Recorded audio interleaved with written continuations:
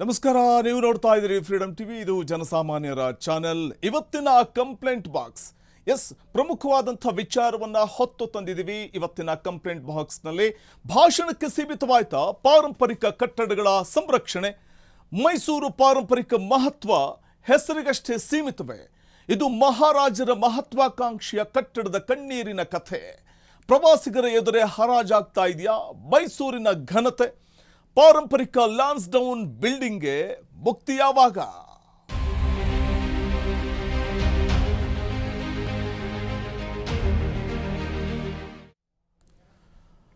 ವೀಕ್ಷಕರೇ, ಮೈಸೂರು ಪಾರಂಪರಿಕ ಮಹತ್ವ ಹೆಸರಿಗಷ್ಟೇ ಸೀಮಿತ ಆಗೋಯ್ತಾ? ಯಾಕಂದ್ರೆ ಕಾಡುವಂಥ ಪ್ರಶ್ನೆ ಅಂತಂದ್ರೆ ಮಹಾರಾಜರ ಮಹತ್ವಾಕಾಂಕ್ಷೆಯ ಕಟ್ಟಡ, ಆ ಕಟ್ಟಡ ಇವತ್ತು ಯಾವ ಹಂತವನ್ನ ತಲುಪಿದೆ, ಯಾವ ಸ್ಥಿತಿಯನ್ನ ತಲುಪಿದೆ ಅನ್ನುವಂಥದ್ದನ್ನ ಫ್ರೀಡಮ್ ಟಿವಿ ಎಳೆಯಾಗಿ ಬಿತ್ತರಿಸುತ್ತೆ. ಫ್ರೀಡಮ್ ಟಿವಿಗೆ ಬಂದಿರುವಂತಹ ಕಂಪ್ಲೇಂಟ್ ಬಾಕ್ಸ್ನಲ್ಲಿ ಬಂದಿರುವಂತಹ ಈ ಐತಿಹಾಸಿಕವಾದಂತಹ ಪಾರಂಪರಿಕ ಮಹತ್ವವನ್ನು ಹೊಂದಿರುವಂತಹ ಕಟ್ಟಡದ ಪರಿಸ್ಥಿತಿ ಏನು ಅನ್ನುವಂಥದ್ದನ್ನ ನಿಮ್ಮ ಮುಂದೆ ಇಡ್ತಾ ಹೋಗ್ತೀವಿ. ಪಾರಂಪರಿಕ ಲ್ಯಾನ್ಸ್ಡೌನ್ ಬಿಲ್ಡಿಂಗ್ಗೆ ಮುಕ್ತಿ ಯಾವಾಗ? ಭಾಷಣಕ್ಕೆ ಸೀಮಿತವಾಯ್ತಾ ಪಾರಂಪರಿಕ ಕಟ್ಟಡಗಳ ಸಂರಕ್ಷಣೆ, ಮೈಸೂರು ಪಾರಂಪರಿಕ ಮಹತ್ವ ಹೆಸರಿಗಷ್ಟೇ ಸೀಮಿತವೇ, ಇದು ಮಹಾರಾಜರ ಮಹತ್ವಾಕಾಂಕ್ಷೆಯ ಕಟ್ಟಡದ ಕಣ್ಣೀರಿನ ಕಥೆ, ಪ್ರವಾಸಿಗರ ಎದುರೇ ಹರಾಜಾಗ್ತಾ ಇದೆಯಾ ಮೈಸೂರಿನ ಘನತೆ, ಪಾರಂಪರಿಕ ಲಾನ್ಸ್ಡೌನ್ ಬಿಲ್ಡಿಂಗ್ಗೆ ಮುಕ್ತಿ ಯಾವಾಗ? ಯಾಕಂದ್ರೆ ಸಾಕಷ್ಟು ಕುತೂಹಲ ಕಡೆ ಮಾಡಿಕೊಡುವಂಥದ್ದು ಇಂತಹ ಬಿಲ್ಡಿಂಗ್ಗಳು ಯಾಕೆಂದ್ರೆ ಸೂರು ಬಿದ್ದು ಹೋಗುವಂಥ ಒಂದು ಪರಿಸ್ಥಿತಿ ನಿರ್ಮಾಣ ಆದರೂ ಕೂಡ ಇನ್ನೂ ಈ ಕಡೆ ಗಮನ ಹರಿಸ್ತಾ ಇಲ್ಲ ಸರ್ಕಾರ ಅನ್ನುವಂಥದ್ದು ಒಂದು ಕಡೆ ಬಹಳ ಬೇಸರವನ್ನು ತರಿಸುತ್ತೆ. ಸಾಂಸ್ಕೃತಿಕ ನಗರಿಯ ಹೃದಯ ಭಾಗದಲ್ಲಿರುವಂಥ ಪಾರಂಪರಿಕ ಕಟ್ಟಡ ಇದು. ಆದರೆ ಪಾರಂಪರಿಕ ಕಟ್ಟಡ, ಮಹಾರಾಜರು ಕಟ್ಟಿಸಿದಂಥ ಅದ್ಭುತವಾದಂತಹ ಕಟ್ಟಡ ಇವತ್ತು ಯಾವ ಹಂತದಲ್ಲಿದೆ? ಮಹಾರಾಜರು ಕಟ್ಟಿಸಿದ ಅದ್ಭುತ ವಾಸ್ತುಶಿಲ್ಪ ಈಗ ಪಾಳು ಕೊಂಪೆಯಾಗಿದೆ. 130 ವರ್ಷಗಳ ಇತಿಹಾಸವಿರುವಂತಹ ಸುಂದರ ಕಟ್ಟಡದ ದುಸ್ಥಿತಿಯನ್ನ ನಿಮಗೆ ತೋರಿಸ್ತಾ ಹೋಗ್ತೀವಿ. ಅವತ್ತು ಬ್ರಿಟಿಷ್ ವೈಸ್ರಾಯ್ ನೆನಪಿಗೆ ಕಟ್ಟಲ್ಪಟ್ಟಂತಹ ಸುಂದರ ಕಟ್ಟಡ ಇದು. ಇವತ್ತು ಅಧಿಕಾರಿಗಳ ಉದಾಸೀನಕ್ಕೆ ಬಲಿಯಾಗ್ತಿದೆಯಾ ಪಾರಂಪರಿಕ ಕಟ್ಟಡ? ಛಾವಣಿ ಕುಸಿದು 3 ಬಲಿಯಾದ್ರೂ ಎಚ್ಚೆತ್ತುಕೊಳ್ಳದ ಪಾಲಿಕೆ. ಈ ಬೃಹತ್ ಕಟ್ಟಡ ನೆಲಸಮ ಮಾಡಬೇಕು ಅಥವಾ ನವೀಕರಿಸಬೇಕು? ಅಧಿಕಾರಿಗಳ ಗೊಂದಲದಲ್ಲೇ ದಶಕಗಳು ಕಳೆದು ಹೋಗಿವೆ. ಪ್ರವಾಸೋದ್ಯಮ ಇಲಾಖೆಯ ದಿವ್ಯ ನಿರ್ಲಕ್ಷ್ಯದ ಹಿಂದಿದೆಯಾ ಭಾರೀ ಲೆಕ್ಕಾಚಾರ? ಸಾಂಸ್ಕೃತಿಕ ನಗರಿಯ ಹೃದಯ ಭಾಗದಲ್ಲಿ ಇರುವಂತಹ ಪಾರಂಪರಿಕ ಕಟ್ಟಡ ಇದು.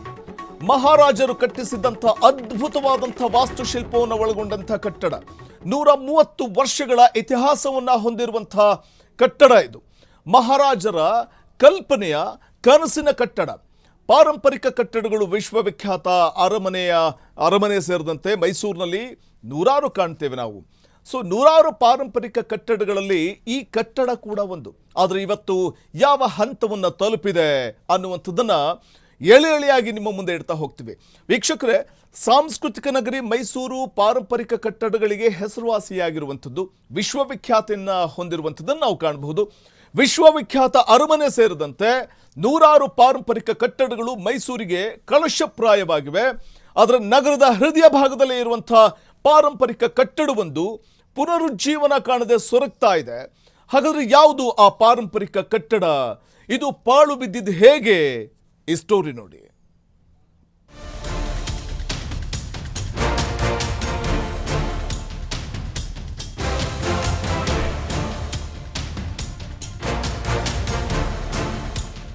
ಮೈಸೂರಿನ ಕೇರ್ ವೃತ್ತದ ಪಕ್ಕದಲ್ಲಿ ಇರುವ ಲ್ಯಾನ್ಸ್ಡೌನ್ ಕಟ್ಟಡ ಪುನರುತ್ಥಾನ ಕಾಣದೆ ಪಾಳು ಕೊಂಪೆಯಂತಾಗಿದೆ. ಬ್ರಿಟಿಷ್ ವೈಸ್ರಾಯ್ ಮಾರ್ಕಿಸ್ ಲ್ಯಾನ್ಸ್ಡೌನ್ 1892ರಲ್ಲಿ ಮೈಸೂರಿಗೆ ಭೇಟಿ ನೀಡಿದ ಸ್ಮರಣೆಗಾಗಿ ಅಂದಿನ ಮೈಸೂರು ಮಹಾರಾಜರು ಈ ಸುಂದರ ಶಾಪಿಂಗ್ ಕಾಂಪ್ಲೆಕ್ಸ್ ಅನ್ನ ನಿರ್ಮಾಣ ಮಾಡಿದ್ರು. ಕೇವಲ 1 ವರ್ಷದ ಅಂತರದಲ್ಲೇ ಈ ವಾಣಿಜ್ಯ ಕಟ್ಟಡ ನಿರ್ಮಾಣವಾದದ್ದು ಚರಿತ್ರೆ. ನೆಲ ಅಂತಸ್ತು ಹಾಗೂ ಮೇಲಂತಸ್ತಿನಲ್ಲಿ ನೂರಾರು ವಾಣಿಜ್ಯ ಮಳಿಗೆಗಳಿಂದ ಕೂಡಿರುವ ಈ ಕಟ್ಟಡ ಸರಿಯಾದ ನಿರ್ವಹಣೆ ಇಲ್ಲದೆ ಶಿಥಿಲಗೊಂಡಿತ್ತು.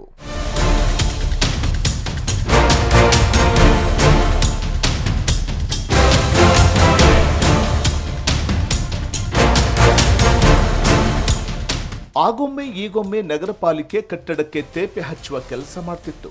2009ರಲ್ಲಿ ಶಿಥಿಲಗೊಂಡಿದ್ದ ಮಳಿಗೆಯೊಂದರ ಛಾವಣಿ ಕುಸಿದ ಪರಿಣಾಮ 3 ಸಾವನ್ನಪ್ಪಿದ ಕಾರಣಕ್ಕೆ ಶಿಥಿಲ ಕಟ್ಟಡವೆಂದು ಘೋಷಿಸಿ ಮುಚ್ಚಲಾಯಿತು. ಈ ಕಟ್ಟಡವನ್ನು ನವೀಕರಿಸುವ ಕಾರ್ಯಕ್ಕೂ ಚಾಲನೆ ಕೊಡಲಾಗಿತ್ತು. ಆದರೆ ನಗರ ಪಾಲಿಕೆಯ ಇಚ್ಛಾಶಕ್ತಿಯ ಕೊರತೆಯಿಂದಾಗಿ ನವೀಕರಣ ಕಾರ್ಯ ಪೂರ್ಣವಾಗಲಿಲ್ಲ.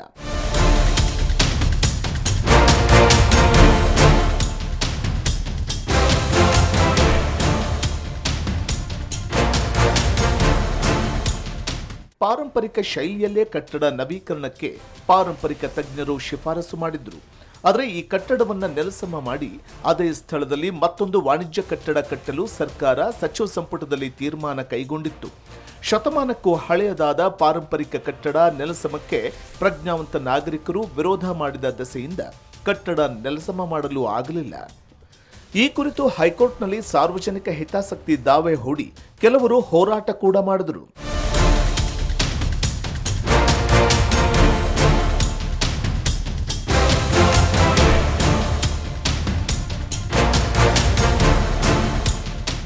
ಸರ್ಕಾರ ಕಟ್ಟಡ ನವೀಕರಣ ಕಾರ್ಯಕ್ಕೆ ಮಹತ್ವ ಕೊಡದೆ ಉದಾಸೀನ ಮಾಡಿದ್ದರಿಂದ ಹೈಕೋರ್ಟ್ ಕೂಡ ಕಟ್ಟಡ ನೆಲಸಮ ಮಾಡಲು ಅನುಮತಿಸಿತ್ತು.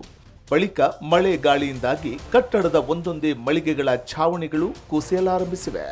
ಮೈಸೂರು ಮಹಾರಾಜರು ಅತ್ಯಂತ ಮಹತ್ವಾಕಾಂಕ್ಷೆಯಿಂದ ಕಟ್ಟಿಸಿದ ಈ ಪಾರಂಪರಿಕ ಕಟ್ಟಡವನ್ನು ಆಸಕ್ತಿಯಿಂದ ಸಂರಕ್ಷಿಸುವ ಪ್ರಯತ್ನವೇ ನಡೆಯುತ್ತಿಲ್ಲ.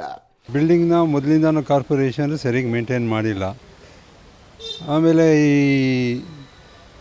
ಈಗ 13 ವರ್ಷದಿಂದ ಮಧ್ಯ 2 ಮಳಿಗೆಗಳು ಕೊಲ್ಯಾಪ್ಸ್ ಆದಮೇಲೆ ಇದನ್ನು ರಿನೋವೇಷನ್ನು ಶುರು ಮಾಡಿದರು.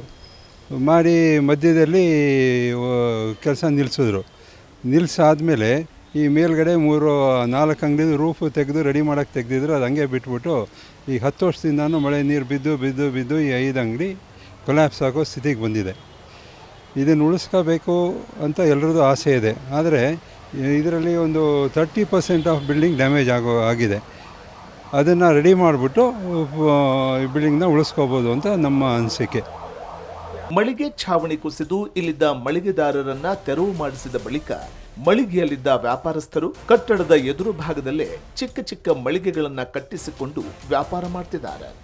ನಿತ್ಯ ಸಾವಿರಾರು ಪ್ರವಾಸಿಗರು ಈ ಪಾಳು ಕಟ್ಟಡದ ಕಥೆ ಕೇಳಿಕೊಂಡು ನೋವು ವ್ಯಕ್ತಪಡಿಸುತ್ತಾರೆ.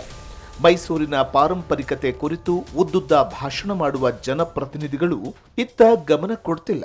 ಇದು ಮೈಸೂರಿನಲ್ಲಿ ಇದೊಂದು ಪಾರಂಪರಿಕ ಕಟ್ಟಡ ಅನ್ನೋದಂತೂ ಸತ್ಯವಾದ ವಿಷಯ. ಯಾಕೆ ಅಂತಂದರೆ ಇದು ಜನನಿಬಿಡ ಒಂದು ಪ್ರದೇಶದಲ್ಲಿ ಇದೆ ಇದು. ಮತ್ತು ವ್ಯಾಪಾರಕ್ಕೆ ಮತ್ತು ಯಾರೇ ಒಬ್ಬರು ಸಾರ್ವಜನಿಕರಿಗೆ ಏನೇ ಅನುಕೂಲತೆಗಳು ಬೇಕು ಅಂತಂದ್ರೂ ಅಂಥದ್ದೆಲ್ಲ ಸಿಗಲಿ ಅಂಥೇಳಿ ನಮ್ಮ ಮಹಾರಾಜರು ಇದನ್ನು ಮಾಡಿಕೊಟ್ಟಿದ್ದಂಥ ಒಂದು ಇದು ಏನು ಕಟ್ಟಡ ಇದು. ಸೊ ಅಂಥ ಕಟ್ಟಡ ಇವತ್ತು ಒಂದು ತಲೆಮಾರಿನಲ್ಲೇ ಇದು ನಶಿಸಿ ಹೋಗ್ತಾ ಇದೆ ಅಂತ ಅನ್ನೋದು ತುಂಬ ದುಃಖಕರವಾದ ಸಂಗತಿ ಇದು. ಇದ್ರ ಬಗ್ಗೆ ಅಧಿಕಾರಿಗಳೇ ಆಗಲಿ ರಾಜಕಾರಣಿಗಳಾಗಲಿ ಗೆದ್ದು ಬಂದಿರೋರು ಆಡಳಿತ ನಡೆಸ್ತಾ ಇರೋರು ಇದ್ರ ಬಗ್ಗೆ ಕಾಳಜಿ ವಹಿಸಿ ಇದನ್ನು ಶೀಘ್ರವಾಗಿ ಇದನ್ನು ಸರಿಪಡಿಸಬೇಕು ಅನ್ನೋದೇ ಇಲ್ಲಿ ನಮ್ಮ ಮೈಸೂರು ನಗರದ ಸಾರ್ವಜನಿಕರ ಅಭಿಲಾಷೆ. ಒಟ್ಟಾರೆ ಮೈಸೂರಿನ ಪಾರಂಪರಿಕ ಚರಿತ್ರೆಯನ್ನು ಸಂರಕ್ಷಿಸಿಡಬೇಕಾದ ಸರ್ಕಾರವೇ ಈ ಕಟ್ಟಡ ದುಸ್ಥಿತಿಗೆ ಬೀಳಲು ಕಾರಣವಾಗಿದೆ. ಪ್ರವಾಸೋದ್ಯಮ ಇಲಾಖೆಯ ನಿರ್ಲಕ್ಷ್ಯಕ್ಕೆ ಇನ್ನಾದರೂ ತೆರೆ ಬೀಳುತ್ತಾ ಅಧಿಕಾರಿಗಳು ಜನಪ್ರತಿನಿಧಿಗಳು ನೆನೆಗುದಿಗೆ ಬಿದ್ದಿರುವ ಈ ಪಾರಂಪರಿಕ ಕಟ್ಟಡಕ್ಕೆ ಮುಕ್ತಿ ಕೊಡ್ತಾರಾ ಎಂಬುದೇ ಸದ್ಯದ ಪ್ರಶ್ನೆ. ಕ್ಷಣ ಕ್ಷಣದ ಸುದ್ದಿಗಳಿಗಾಗಿ ಫ್ರೀಡಂ ಟಿವಿ ಸಬ್ಸ್ಕ್ರೈಬ್ ಮಾಡಿ, ಲೈಕ್ ಮಾಡಿ ಹಾಗೂ ಫಾಲೋ ಮಾಡಿ. ಹೊಸ ಸುದ್ದಿಗಳ ನೋಟಿಫಿಕೇಶನ್ಗಾಗಿ ಬೆಲ್ ಐಕಾನ್ ಮೇಲೆ ಕ್ಲಿಕ್ ಮಾಡಿ.